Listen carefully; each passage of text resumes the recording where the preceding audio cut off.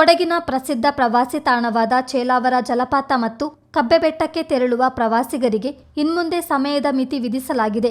ಅನೈತಿಕ ಚಟುವಟಿಕೆಗಳು, ತಡರಾತ್ರಿವರೆಗೆ ಪ್ರವಾಸಿಗರ ಓಡಾಟ, ಗ್ರಾಮಸ್ಥರ ನೆಮ್ಮದಿ ಹಾಳಾಗ್ತಿದೆ ಎಂಬ ದೂರುಗಳ ಹಿನ್ನೆಲೆಯಲ್ಲಿ ನಡೆದ ಸಾರ್ವಜನಿಕ ಸಭೆಯಲ್ಲಿ ಮಹತ್ವದ ನಿರ್ಧಾರ ಕೈಗೊಳ್ಳಲಾಗಿದೆ. ಪ್ರವಾಸಿಗರ ವರ್ತನೆಯಿಂದ ಬೇಸತ್ತಿರುವ ಚೇಲಾವರ ಗ್ರಾಮಸ್ಥರ ಅಹವಾಲುಗಳಿಗೆ ಕೊನೆಗೂ ಅಧಿಕಾರಿಗಳು ಸ್ಪಂದಿಸಿದ್ದಾರೆ. ಚೇಲಾವರ ಸರ್ಕಾರಿ ಕಿರಿಯ ಪ್ರಾಥಮಿಕ ಶಾಲೆಯ ಸಭಾಂಗಣದಲ್ಲಿ ನರಿಯಂದಡ ಗ್ರಾಮ ಪಂಚಾಯಿತಿ ಅಭಿವೃದ್ಧಿ ಅಧಿಕಾರಿ ಆಶಾಕುಮಾರಿ ಅಧ್ಯಕ್ಷತೆಯಲ್ಲಿ ನಡೆದ ಸಾರ್ವಜನಿಕ ಸಭೆಯಲ್ಲಿ ಅರಣ್ಯ ಇಲಾಖೆ, ಪೊಲೀಸ್ ಇಲಾಖೆ ಹಾಗೂ ಗ್ರಾಮಸ್ಥರು ಭಾಗವಹಿಸಿ ಸಮಸ್ಯೆಗಳ ಕುರಿತು ಸುದೀರ್ಘ ಚರ್ಚೆ ನಡೆಸಿದರು. ಪಂಚಾಯತಿ ವತಿಯಿಂದ ಆಗಲಿ ಈ ಕಡೆ ಯಾವುದೇ ಇದರಿಂದ ಅಲ್ಲಿ ಯಾಕೆಂತ ಹೇಳಿದ್ರೆ ಏನು ಕ್ಲೋಸ್ ಆಯ್ತು ಅಂತ ಹೇಳೋದನ್ನು ಆ ಕಂಪ್ಲೇಂಟ್ ಕೊಟ್ಟವರು ಸೈನ್ ಮಾಡಿದವರು ತುಂಬಾ ಜನ ಇದ್ದಾರೆ. ಅವರು ಎಕ್ಸ್ಪ್ಲೇನ್ ಮಾಡಿದ್ರೆ ಅದು ಏನು ಕ್ಲೋಸ್ ಆಯ್ತು ಅಂತ ಹೇಳೋದು ಗೊತ್ತಾಗುತ್ತೆ. ಇಲ್ಲ ಅಂತ ಹೇಳಿದ್ರೆ ಟಿಕೆಟ್ ಫಾರೆಸ್ಟ್ ಅವ್ರು ಏನು ಕಲೆಕ್ಟ್ ಮಾಡ್ತಾ ಇರಲಿಲ್ಲ, ನಿಮಗೆ ಮಾಹಿತಿ ಬಂದಿದೆಯಲ್ಲ, ಅದು ಆ ತರ ಕಂಪ್ಲೇಂಟ್ಸ್ಗಳು ಏನೂ ಇಲ್ಲ. ಆಯ್ತಾ, ಎಂಟ್ರಿ ಮಾಡ್ತಾ ಇದ್ರು, ಪ್ಲಾಸ್ಟಿಕ್ ಬಾಟ್ಲ್ಗಳನ್ನ ಎಲೋ ಮಾಡ್ತಾ ಇರಲಿಲ್ಲ, ತಗೊಂಡೋದ್ರು ವಾಪಸ್ ತಗೊಂಡ್ಬರ್ಬೇಕು ಅಂತ ಮಾಡ್ತಾ ಇದ್ರು. ಅದಕ್ಕೆ ನಿಮ್ದೇ 2 ಗಾಡಿಗಳನ್ನ ಇಲ್ಲೇ ಸಮುದಾಯ ಭವನದ ಹತ್ರನೇ ಗೇಟ್ ಇಟ್ಕೊಂಡು ಕಂಟ್ರೋಲ್ ಮಾಡ್ತಾ ಇದ್ರು. ಅದಾದ್ಮೇಲೆ ಒಂದು ಗೇಟ್ ಅಂತ ಮಾಡಿದ್ರು. ಗೇಟ್ ಅಂತ ಮಾಡಿದಾಗ ಏನಾಯ್ತು, ಪಬ್ಲಿಕ್ಸಿಗೂ ಅವ್ರಿಗೂ ಟೂರಿಸ್ಟ್ಗಳಿಗೆ ಪ್ರಾಬ್ಲಮ್ ಆಗ್ತಾ ಇದೆ, ಗಾಡಿ ಅಲೋಡ್ ಮಾಡಲ್ಲ ಅಂತ ಹೇಳ್ಬಿಟ್ಟು ಗೇಟಲ್ಲಿ ತಡೆದು ಬಿಡ್ತಾರೆ ಅಂತ ಹೇಳಿ ಕಂಪ್ಲೇಂಟ್ ಕೊಟ್ಟಿದ್ದಕ್ಕೆ ಗೇಟನ್ನು ಓಪನ್ ಮಾಡಿಸಿ ನಿಮ್ಮ ಕ್ವಾರ್ಟರ್ಸ್ ಅನ್ನು ಟೋಟಲಿ ಸೀಸ್ ಮಾಡಿ ಪಂಚಾಯತಿ ರೆವಿನ್ಯೂ ಅವರು ಪಂಚಾಯತಿಗೆ ಹ್ಯಾಂಡ್ ಓವರ್ ಮಾಡಿ ಹೋಗಿದೆ. ಅದು ನಾನು ಪಂಚಾಯತಿ ಅಧ್ಯಕ್ಷನಾಗಿದ್ದ ಟೈಮಲ್ಲೇ ನಡೆದಿದ್ದದು. ಆ ಥರ ಕ್ಲೋಸ್ ಮಾಡಿಸಿ ಇಟ್ಟಿದ್ದದು. ಆಯ್ತಾ, ಅದರಿಂದ ಅದು ರೆವಿನ್ಯೂಗೆ ಸೇರುತ್ತೆ. ಅದರಿಂದ ಫಾರೆಸ್ಟ್ ಪ್ರಪಂಚದಲ್ಲಿ ಗುರುತಿಸಿಕೊಂಡಿದೆ ಬಿಕಾಸ್ ಆಫ್ ಒಂದು ಫಾಲ್ಸ್ ಮತ್ತೆ ಬೆಟ್ಟ. ಈ ಟೂರಿಸಂ ಇಂದ ನಾವು ಯಾವುದೇ ಇದರಲ್ಲಿ ಕಂಟ್ರೋಲ್ ಮಾಡೋಕ್ಕೆ ನಮ್ಮಿಂದ ಆಗ್ತಿಲ್ಲ ಅಂತೇಳಿ ಈ ಸಭೆಯನ್ನು ಕರೆದಿದ್ದೀವಿ. ತಮಗೆ ಗೊತ್ತಿರೋ ಹಾಗೆ ಒಂದು 5-6 ವರ್ಷದ ಹಿಂದೆ ಇಲ್ಲಿ ಟೋಲ್ ಕಲೆಕ್ಷನ್ ಆಗಿ, ಪಂಚಾಯತಿಂದ ಟೋಲ್ ಕಲೆಕ್ಷನ್ ಆಗಿ ಒಳಗೆ ಪ್ರವಾಸನೆ ಬಿಡ್ತಾರೆ. ಯಾಕೆ ಬಿಡ್ತಿದ್ದಾರೆ ಅಂದರೆ ಯಾವ ಗಾಡಿಯಲ್ಲಿ ಬರ್ತಾ ಇದ್ರು, ಎಷ್ಟು ಜನ ಇರ್ತಿದ್ರು, ಅವ್ರ ನಂಬರ್ ಕಲೆಕ್ಟ್ ಮಾಡ್ತಿದ್ರು. ಇಲ್ಲಿ ಗಾಡಿ ನಂಬರ್ ಎಲ್ಲಿಂದ ಬರುತ್ತೆ ಅಂತೇಳಿ ನಿಮಗೆ ಗಾಡಿ ಅದರಲ್ಲಿ ಮಾಹಿತಿ ಸಿಗುತ್ತೆ. ಸೊ ಎಷ್ಟು ಜನರಿದ್ರು, ಎಷ್ಟು ಲೇಡೀಸ್ ಇದ್ರು, ಎಷ್ಟು ಜೆಂಟ್ಸ್ ಇದ್ರು, ಇದೊಂದು ಮಾಹಿತಿ ಕಲೆ ಹಾಕಕ್ಕೆ ಮಾತ್ರ ಅವತ್ತು ಗೇಟ್ ಇಟ್ಟಿದ್ದು. ಬಟ್ ಆವಾಗ ಚೇಲವರಲ್ಲಿ ಏನಾಗ್ತಿರ್ತದೆ, ಕಡಿಮೆ ಪ್ರಮಾಣದಲ್ಲಿ ಅಂದರೆ ಒಂದು 50 ಜನ ಬರೋದು. ಯಾವಾಗ ಯೂಟ್ಯೂಬರ್, ನಮ್ಮ ವಾಟ್ಸಪ್ ಮೀಡಿಯಾಗಳು ಬಂದರು, ಇವರೇನು ಮಾಡಿದ್ರು, ಡೈಲಿ ಸೀಸನ್ ಬರುವಾಗ ಒಳ್ಳೆ ಫೋಟೋ ಹಾಕ್ತಾರೆ. ಚೇಲವರ ಫಾಲ್ಸ್ ದೊಡ್ಡ ಒಂದು ಪೇಜಲ್ಲಿ ಬರುತ್ತೆ. ಬೆಂಗಳೂರಲ್ಲಿ ಕೂತರಿಂದ ಬಾಂಬೆಯಲ್ಲಿ ಕೂತವ್ರಿಗೆ ಏನಾಗುತ್ತೆ, ನಾವೊಂದು ಫಾಲ್ಸ್ ನೋಡ್ಬೇಕಂತ. ಇಲ್ಲಿ ಫಾಲ್ಸಿಗೆ ಬಂದು ನೋಡುವಾಗ ಅದ್ರ ಪರಿಸ್ಥಿತಿ ಹೇಗೆಂದರೆ ಇಳಿಲಿಕ್ಕೆ ಆಗೋದಿಲ್ಲ. ತಮಗೆ ಗೊತ್ತಿರ್ಬೋದು, 23 ಜನ ಅಲ್ಲಿ ಪ್ರಾಣ ಕಳ್ಕೊಂಡಿದ್ದಾರೆ ಫಾಲ್ಸಲ್ಲಿ. ಲಾಸ್ಟ್ ನಮ್ಮ ಬೋರ್ಡ್ ಬಂದಾಗ ಇದನ್ನು ಯಾವ್ದಾದ್ರೂ ಬಂದ್ ಮಾಡಬೇಕು, ಲಾಸ್ಟಿಗೆ ಮಸಿ ಹಾಕ್ತೀವಿ ಕೆಳಗಿಳಿಯೋದ್ರೆ. ಆದರೂ ನೋಡುವಾಗ ಒಂದು ದಿವಸ ರಾತ್ರಿ ನಮ್ಮ ಸದಸ್ಯರದು ಹಸ್ಬೆಂಡ್ ಫೋನ್ ಮಾಡಿದ್ರು, ಅಣ್ಣ ಒಂದ್ಸತಿ ಬನ್ನಿ ಅಂತ. ನೋಡ್ಬೇಕಾದ್ರೆ ಒಂದು ಹುಡುಗಿ ಆ ನೆಟ್ಟಿ ಕೆಳಗಿಟ್ಟು ಜಾರಿ ಹೋಗಿದ್ದಾರೆ. ನೋಡ್ಲಿಕ್ಕೆ ಆಗಲಿಲ್ಲ. ಮತ್ತೆ ಪೊಲೀಸ್ ಡಿಪಾರ್ಟ್ಮೆಂಟನ್ನು ರಿಕ್ವೆಸ್ಟ್ ಮಾಡಿದ್ರೆ ಅವರು ಶನಿವಾರ ಮತ್ತು ಭಾನುವಾರ 2 ದಿವಸ ಬೇಕಾದ್ರೆ ನಾವು ಕಳಿಸ್ಕೊಡ್ತೀವಿ ಅಂತೇಳಿ ಹಾಗೆ ಬರ್ತಾಯಿದ್ರು.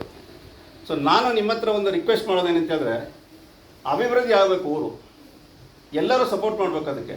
ಆದರೆ ಈ ಥರ ಬರುವಂಥ ವ್ಯವಸ್ಥೆನ ಯಾವ ರೀತಿಯಲ್ಲಿ ನಾವು ಕಂಟ್ರೋಲ್ ತಗೋಬೇಕು. ನನಗೆ ಅದಾಗೋದಿಲ್ಲ, ನನಗೆ ಇದಾಗೋದಿಲ್ಲ, ಎಲ್ಲವೂ ನಿಮ್ಮಂದೇ ಆಗುತ್ತೆ, ಸಾಧ್ಯ ಆಗುತ್ತೆ. ಯಾಕೆಂದರೆ ಮಧ್ಯದಲ್ಲಿ ನಾವು ಕೊರೋನಾ ಟೈಮಲ್ಲಿ ಗೇಟ್ ನಿಲ್ತು, ಅದಾದಮೇಲೆ ಪುನಃ ಕೌಶಿಯವರ ಅಧ್ಯಕ್ಷತೆ ಬಂದಾಗ ಆದ್ರೆ ಅಲ್ಲಿಂದ ಪಾರ್ಕಿಂಗ್ ಮಾಡಿ ಹೋಗೋದಿಲ್ಲ ಅಂತ ಯಾರು ನಡ್ಕೊಂಡು ಇಲ್ಲಿಂದ ಗೇಟಿಂದ ಈಗ 5 ಗಂಟೆವರೆಗೆ ಇರ್ತಾರೆ ಅಲ್ಲಿ. 5 ಗಂಟೆ ಮೇಲೆ ಹೋಗೋದಿಲ್ಲ ಅಂತ ಹಾಗೆ ಹೆಂಗೆ ಕಂಟ್ರೋಲ್ ಮಾಡ್ತೀರಾ? ಹಾಗೆ ಯಾವ ತರ ಕಂಟ್ರೋಲ್ ಮಾಡ್ತೀರಾ? ಆಗೋದೇ ಇಲ್ಲ. ಅದಕ್ಕೆ ತಗೊಂಡವರು 5 ಗಂಟೆವರೆಗೆ ಮಾತ್ರ ಇರೋದಲ್ಲಿ ಆಗೋದು. ನಾವು ಒಂದೇ ಸರಿ ಅದನ್ನ ಹೇಗೆ ಕಂಟ್ರೋಲ್ ಮಾಡೋದು, ಅದು ಆಮೇಲೆ ನೋಡುವ. ಬೆಳಿಗ್ಗೆ 8 ಗಂಟೆಯಿಂದ 5 ಗಂಟೆ ಪ್ರಾಬ್ಲಮ್ ಆಗ್ತದೆ. ನೈಟ್ ತಾನೇ ಹೇಳ್ತಾ ಇರೋದು ನೀವು, ನೈಟ್ ತಾನೇ ಪ್ರಾಬ್ಲಮ್ ಕಬ್ಬಬೇಕಾದ್ರೆ ಅಂತ ಹೇಳ್ತಾ ಇರೋದು. 5 ಗಂಟೆ ಇಲ್ಲಿ ಪಾರ್ಕಿಂಗ್ ಮುಗ್ಮೇಲೆ ಹೋದ್ಮೇಲೆ ಅಲ್ಲಿ ನಡ್ಕೊಂಡು ಹೋಗ್ಬೋದಲ್ಲ. ನಾವು ಯಾರು ನಿಲ್ತಾರೆ?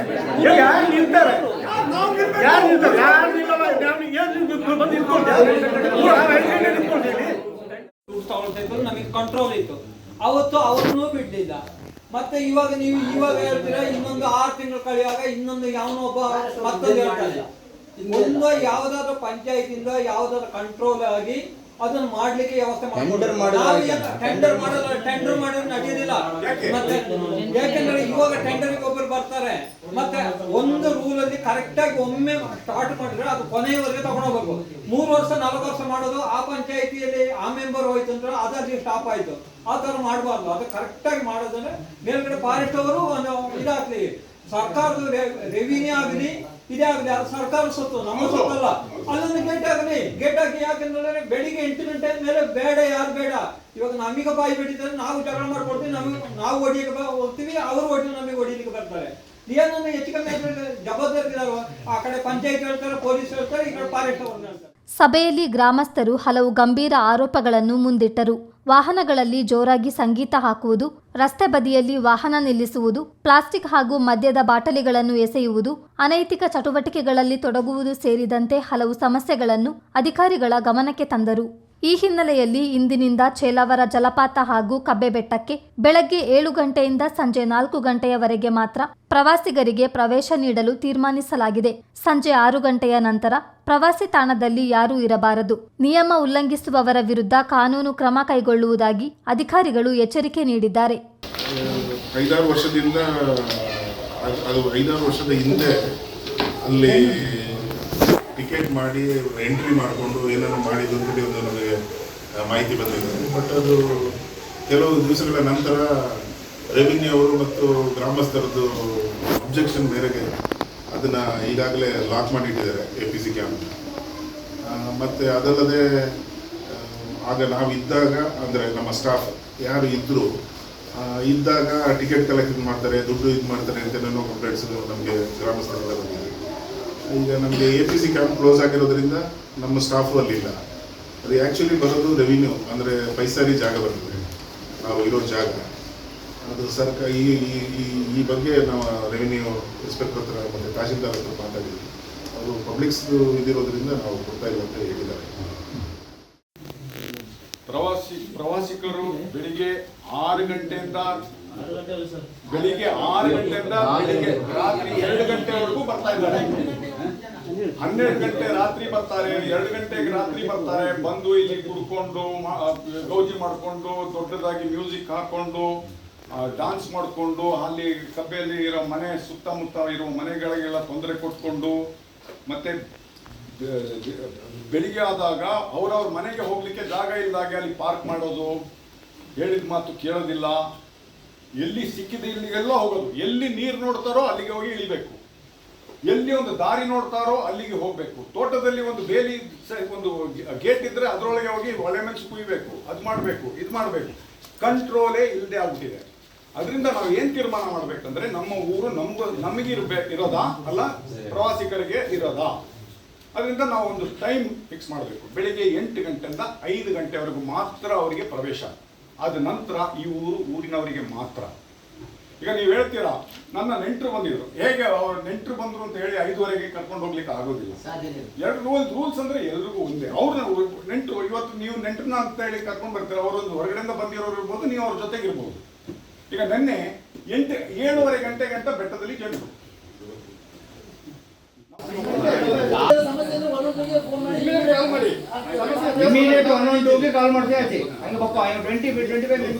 ನಮ್ಮ ಇಲಾಖೆಯಿಂದ ಏನ್ ಸಮಸ್ಯೆ ಇದ್ರು ಪರಿಹಾರಕ್ಕೆ ನಾವು ರೆಡಿ ಇದ್ದೀವಿ. ಬಟ್ ನಿಮ್ಮಿಂದ ಪ್ರವಾಸಿಗರಿಗೆ ತೊಂದರೆ ಕೊಡ್ಬೇಕು.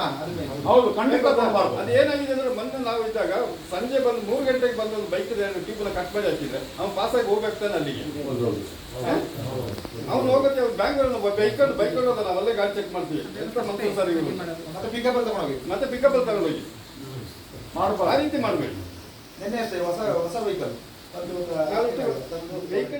ಸಭೆಯಲ್ಲಿ ಪ್ರವಾಸಿಗರ ನಿಯಂತ್ರಣಕ್ಕಾಗಿ ಗೇಟ್ ಅಳವಡಿಕೆ, ವಾಹನ ತಪಾಸಣೆ, ಪಾರ್ಕಿಂಗ್ ವ್ಯವಸ್ಥೆ ಹಾಗೂ ಮೂಲಭೂತ ಸೌಲಭ್ಯಗಳ ಅಭಿವೃದ್ಧಿ ಕುರಿತು ಒತ್ತಾಯ ಕೇಳಿಬಂತು. ಪ್ರವಾಸೋದ್ಯಮ ಬೆಳೆಯಬೇಕು, ಆದರೆ ಅದರಿಂದ ಸ್ಥಳೀಯರ ನೆಮ್ಮದಿ ಹಾಳಾಗಬಾರದು ಎನ್ನುವುದು ಗ್ರಾಮಸ್ಥರ ಅಭಿಪ್ರಾಯವಾಗಿದೆ. ಚಿತ್ತಾರ ನ್ಯೂಸ್, ಚಯ್ಯಂಡಾಣೆ.